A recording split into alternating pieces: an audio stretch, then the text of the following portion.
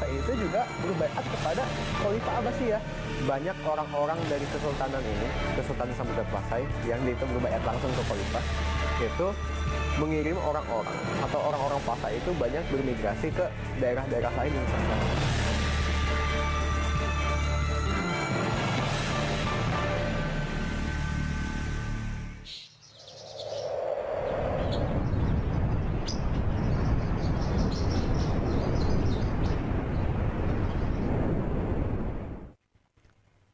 Khilafah, sebuah institusi pemerintahan Islam yang berjalan Penikmat film dan juga pemerhati sejarah di tanah air sedikit terhenyak saat film dokumenter berjudul Jejak Khilafah di Nusantara besutan Khilafah Channel, komunitas literasi Islam dan media umat diperkenalkan melalui aplikasi berbagi video pada 20 Agustus lalu. Belahan dunia timur dan barat membicarakannya. Sejatinya, film dokumenter yang disutradarai Niko Pandawa yang sekaligus juga disebut sejarawan ini bermaksud untuk mengungkap hubungan antara kekhalifahan Islam yang berada di Timur Tengah dengan sejumlah kerajaan di Nusantara. Bagaimana kemudian relasi ini menjadikan bermunculannya kerajaan Islam di Nusantara? Sejarah khilafah yang Pemrakarsa dan pembuat film dokumenter ini mengklaim jika pembuatan JKDN berdasarkan data primer, daftar pustaka, dan juga penelitian lapangan. Sehingga akurasi dokumenter ini dapat dipertanggungjawabkan, sekaligus menjadi pelengkap dan pendukung. dan jalinannya dengan sang negara adidaya. Bukan karena kualitas film ini yang ditanggapi para penonton secara daring, namun karena isi film dokumenter ini yang dianggap jauh dari kebenaran sejarah yang selama ini dipelajari dan ditemukan, baik oleh para sejarawan dalam negeri maupun sejarawan internasional. Salah satunya Peter Carey, sejarawan yang mendalami sejarah Pangeran Diponegoro yang merasa namanya dicatut. Termasuk kekhawatiran jika film ini ditunggangi faham khilafah yang diinisiasi organisasi HTI yang sudah dilarang pemerintah. Saat ini, film dokumenter ini sudah diblokir pemerintah meski publik masih dapat mengakses melalui sejumlah kanal lain. Untuk mengatur negara mereka yang disebut sebagai khilafah Islamiyah. Itulah yang berusaha saya jawab di malam hari ini berdasarkan ahli sejarah Islam di Indonesia, bahkan juga dari sang sutradara sendiri. Apakah film ini berdasarkan fakta sejarah atau terselip propaganda HTI di dalamnya? Dan sudah ada di studio TV One di sini Pak Kiai Marsudi Suhud. Selamat malam, assalamualaikum warahmatullahi wabarakatuh, Pak Kiai. Pak Kiai, kita juga ada dua narasumber lain lewat sambungan Zoom, mulai dari Mas Niko Pandawa sebagai sutradara film. Mas Niko, selamat malam. Malam. Ya, kemudian ada Prof. Azur Madi Azra, cendekiawan Muslim. Prof, selamat malam. Assalamualaikum, Prof. Waalaikumsalam warahmatullahi wabarakatuh. Oke, Prof, Pak Kiai, saya ke Mas Niko dulu. Mas Niko, saya ingin bertanya langsung dengan sutradaranya di sini, Mas Niko. Sebenarnya apa maksud dalam film tersebut? Karena saat ini ada publik yang mengatakan bahwa tidak sesuai fakta sejarah, terselip paham-paham atau juga propaganda HTI di dalamnya. Ya. Jadi di sini kita mau menjawab sebuah tantangan zaman. Sebuah tantangan zaman di mana saat ini khilafah mulai banyak diperbincangkan. Nah, pada faktanya, khilafah adalah sebuah sistem pemerintahan Islam yang sudah berjalan selama 1300 tahun. Dari situ, kita mencari dari berbagai literasi yang ada, hubungannya dengan negeri ini, negeri Indonesia atau Nusantara. Nah, dari situ kita sebenarnya tidak berbicara, tema khilafah ini bukanlah sebuah hal yang baru di Nusantara ini. Jejaknya sudah ada, banyak kita temukan di buku-buku, bahkan termasuk di buku-buku SKI yang diterbitkan oleh Kemenak. Begitu. Jadi ini bukanlah sesuatu yang dipropagandakan secara berlebihan, tapi ini kita hanya menyampaikan sebuah fakta sejarah. Begitu. Oke, sekarang saya ke Prof. Azur Madi Azra. Prof, dengan apa yang disampaikan meskipun singkat, tapi saya sudah nangkap dari Mas Niko, sebenarnya jejak khilafah di Nusantara atau Indonesia ada hubungannya tidak dengan Khalifah Utsmaniyah di Turki? Bagaimana, Prof? Yang pertama, saya kira ada kesalahan pengertian mengenai makna khilafah itu sendiri ya. Jadi kalau dilihat dikaitkan dengan Turki Utsmani, tadi juga disebut-sebut Abbasiyah, itu bukan khilafah. Itu kalau dari sudut sistem politiknya itu disebut dengan monarki kalau bahasa umumnya, kalau dalam bahasa politik Islamnya disebut mamlakah, kerajaan. Nah, kalau yang disebut khilafah sebenarnya itu adalah pada masa pasca Nabi yang disebut dengan Al-Khulafa Ar-Rasyidun. 4 orang, yaitu Abu Bakar, Umar bin Khattab, Utsman dan Ali, ya, yang memang proses suksesinya itu berbeda dengan suksesi yang ada pada dinasti Abbasiyah ataupun pada dinasti Utsmaniyah atau Ottoman.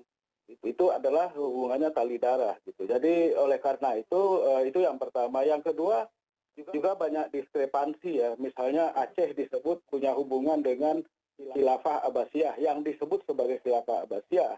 Padahal Abbasiyah itu berakhir tahun 1258 ya. Sedangkan Aceh itu baru Kesultanan Aceh itu baru muncul 1496. Jadi nggak mungkin dong Aceh berhubungan dengan dinasti Abbasiyah yang sudah tamat riwayatnya. Jadi oleh karena itu makanya faktanya tidak benar. Dia tidak benar. Memang Aceh pernah berhubungan dengan Utsmani, tapi pada dinasti Utsmani. Ya. Nah, saya nggak mau menggunakan Utsmani itu sebagai khilafah karena dalam literatur kajian Islam, sejarah Islam itu disebut sebagai mamlakah, sebagai kesultanan. Jadi bukan khilafah. Karena sifatnya, karakternya juga berbeda dengan Khulafaur Rasyidun. Nah Mas Niko, ya. Mas Niko, dibantah logika Mas Niko bahwa khilafah yang ideal menurut Prof adalah khilafah di zaman kenabian, bukan khilafah pada saat era Utsmaniyah di Turki. Ini bagaimana?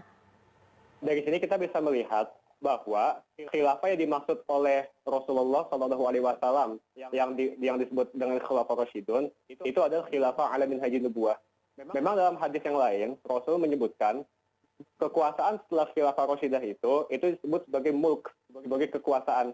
Tapi di sini kita melihat bahwa dinasti-dinasti ya yang disebut dinasti atau monarki pasca Khulafaur Rasyidun itu tetap lazim disebutkan oleh para ulama sebagai khalifah dengan negaranya yaitu khilafah. Kita bisa kan melihat Imam Suyuti itu menulis sebuah kitab sejarah namanya Tarikh Khulafa. Nah, Imam Suyuti itu tidak hanya menceritakan sejarah khalifah yang terbatas sampai ke Khulafaur Rasyidin, tapi Imam Suyuti juga menjelaskan sejarah para khalifah sampai ke dinasti Abbasiyah, dan mereka semua itu disebut sebagai khalifah. Bahkan ketika kita melihat di buku yang tadi saya sebutkan, buku SKI, ya, buku Sejarah Kebudayaan Islam di Madrasah Tsanawiyah yang diterbitkan oleh Kemenak pada tahun 2009, itu Daulah Abbasiyah, Daulah Umayyah tetap disebut sebagai khilafah atau kekhilafahan. Bahkan yang dalam disertasinya Pak Jumadi Asyad sendiri, ya, jaringan ulama, saya banyak membaca di situ juga disebutkan bagaimana hubungan relasi antara Sriwijaya dengan Damaskus, dengan Timur Tengah. Di mana kekuasaan di Damaskus itu tetap disebutkan oleh Pak Jumadi Asyad sebagai Khalifah Muawiyah, Khalifah Umar bin Abdul Aziz. Jadi mereka tetap disebut sebagai khalifah. Prof, bagaimana kemudian kita ini menjadi perdebatan yang panjang ketika kita sebenarnya bagaimana khilafah yang seperti apa yang memang merepresentasikan ideologi khilafah yang secara ideal dalam Islam? Prof, dijawab.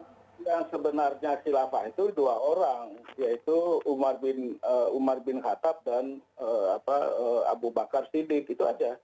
Itu Khulafaur Rasyidun yang ideal dan itu harusnya jadi model. Jadi bukan dinasti Utsmani, Sultan-Sultan Utsmani yang diklaim sebagai khilafah, yang sultan-sultan itu kebanyakan despotik dan sering melakukan banyak sekali kekeliruan dalam sejarahnya seperti itu. Jadi oleh karena itu tidak bisa dijadikan model. Saya ke kawan-kawan Hizbut Tahrir sudah dari dulu menganjurkan kalau Anda mau membuat konsep khilafah yang benar, maka kemudian tujuannya itu adalah kepada Khulafaur Rasyidun, 2 orang itu. Jadi bukan ke yang lain, ke Sultan Abdul Hamid II dan seterusnya itu. Baik, nah Mas Niko mengangkat tema mengenai khilafah ini seakan-akan ingin membangkitkan lagi paham yang sebenarnya sudah disepakati bahwa tidak boleh ada menegakkan kekhilafahan di Indonesia. Ini bagaimana?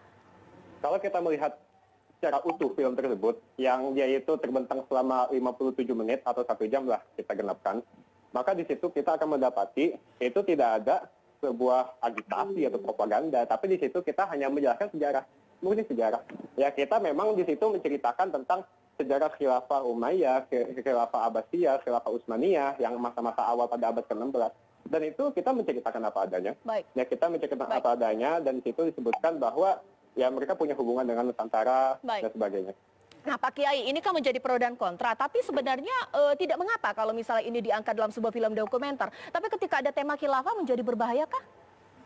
Ya beginilah, bahwa negara kita itu kan sudah menyepakati negara yang berdasarkan Pancasila itu negara muahadah watoniyah, negara yang sudah kita sepakati bersama bentuknya dan dasarnya Pancasila. Kalau tadi yang dimaksud khilafah itu adalah sebagai pemerintahan, maka negara Pancasila yang sudah disepakati oleh para kiai, para ulama yang disebut dengan muahadah watoniyah, ya sudah khilafah juga. Mau model khilafah yang kayak apa yang mau kita cari?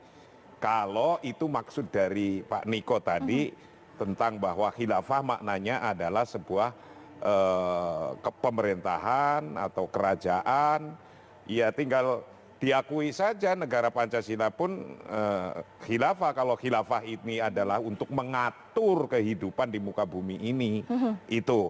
Nah, kalau ini khilafah yang dimaksud oleh film ini adalah merefer kepada cerita sebuah sejarah khilafah Utsmaniyah, ya itu kan sebuah sejarah yang sudah terjadi, yang kemudian hilang, yang kemudian ada ide khilafah lagi oleh Taqiyuddin An-Nabhani zaman itu, tapi kemudian dipasarkan di Timur Tengah pun tidak laku, di Mesir juga nggak jalan, dan di negara-negara lain juga nggak jalan. Nah, yang laku di Indonesia ketika negara Mesir ijtihad sendiri ketemu model negara Mesir, padahal dulu juga sudah ada ide yang model khilafah ini di sana. Nah, Indonesia udah ketemu model negara khilafah Indonesia. Oke, nah Pak Kiai, saya juga telah tersambung dengan Mas Ismail Yusanto dari Komunitas Literasi Indonesia dan juga mantan jubir HTI yang juga penggagas dari film ini. Ini yang juga Pak Ismail Yusanto yang membuat publik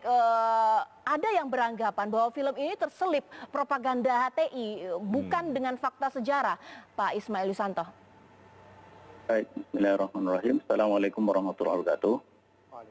Waalaikumsalam warahmatullahi wabarakatuh. Iya, silakan Pak.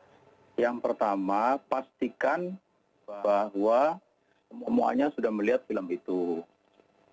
Pak Mas Duri Suhud sudah mirsoni dereng. Ya. Nah itu, maka penting untuk memastikan bahwa semua sudah lihat sebelum berkomentar. Bahwa di sana film itu berusaha untuk menunjukkan bahwa ada jejak khilafah di Nusantara, baik di dalam konteks kalau bahasa kita itu link up dari kesultanan di Nusantara kepada khilafah, baik itu khilafah Utsmani, bahkan juga khilafah Umawi, maupun link down dari mereka ke kita itu. Jadi ini memang betul-betul perspektif sejarah gitu.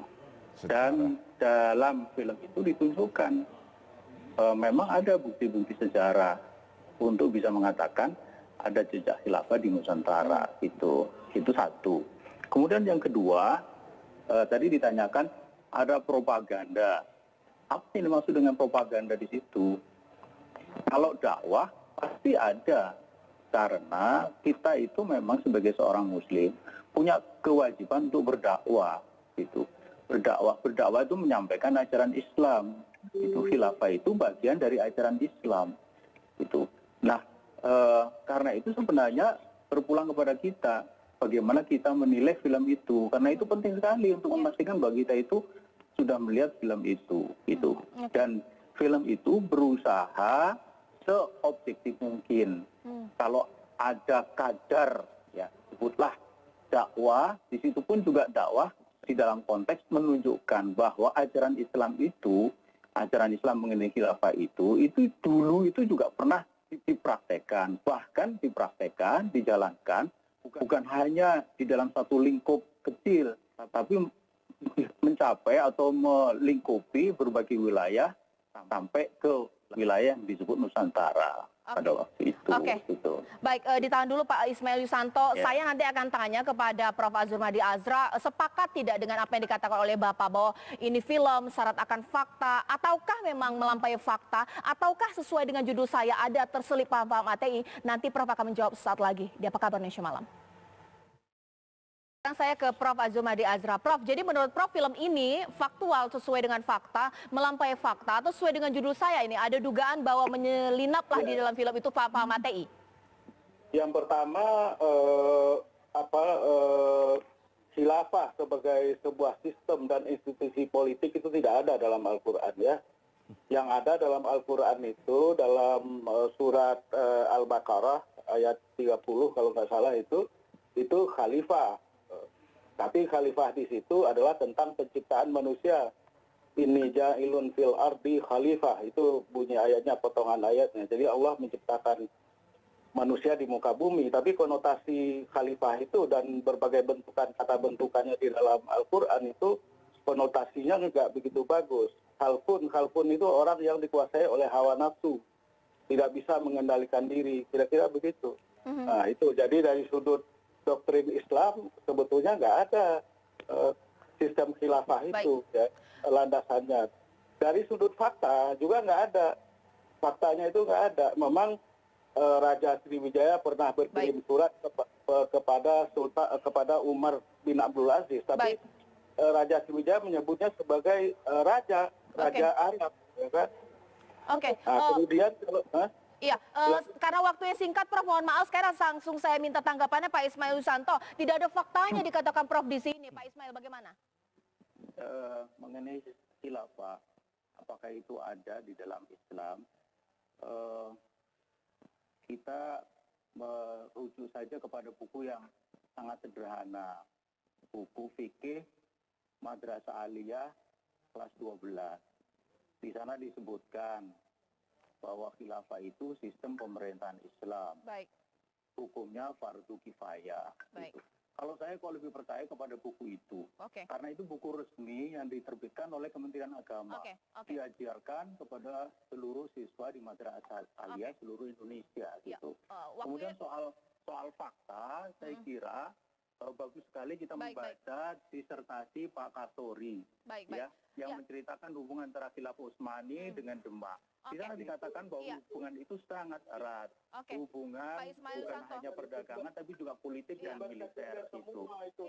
Jadi dan itu disebutkan sebagai khilafah. Ini mohon maaf Bapak-bapak, ini waktunya sangat singkat. Terakhir Pak Kiai. Jadi film ini boleh ditonton tidak? Karena ini begitu saja ini sudah perdebatan di sini. Bagaimana? Beginilah, kalau sebuah sejarah mau ditonton, mau dibaca, mau apa, asal sejarahnya itu sesuai dengan apa yang ada ketika itu ya namanya sejarah ya sejarah dibaca sebagai sejarah. Tapi dikatakan tak sesuai fakta kata Prof. Azumadi Azra. Nah kalau ini yang dimaksud sejarah, kalau nggak sesuai fakta ya sejarah, ya yang ditonton ya sejarah yang nggak sesuai fakta. Kayak kan gitu aja. Oke. Baik, mungkin terakhir kepada Mas Niko, karena ini juga digugat Mas Niko, mulai dari sejarawan yang juga menggugat, Mas Niko juga sebagai narasumber di sana, diblokir juga, ini bagaimana Mas Niko? Ya, jadi yang pertama sekali kita mengucapkan dari tim film, kita mengucapkan syukur alhamdulillah kepada Allah Subhanahu wa taala yang telah menjadikan film ini sebagai pemantik ya. Terlepas dari pro dan kontra, tapi kita senang sekali hal ini film yang kita angkat menjadi pemantik di mana di sini bisa memicu perdebatan atau sebuah diskusi yang lebih bernas. Baik. Mas Niko, terima kasih. Prof. Azumadi Azra, Pak Ismail Yusanto, Kiai Marsudi Suhud. Ini menjadi akhir Apa Kabar Indonesia Malam. Saya Cica Anissa, terima kasih. Sampai jumpa.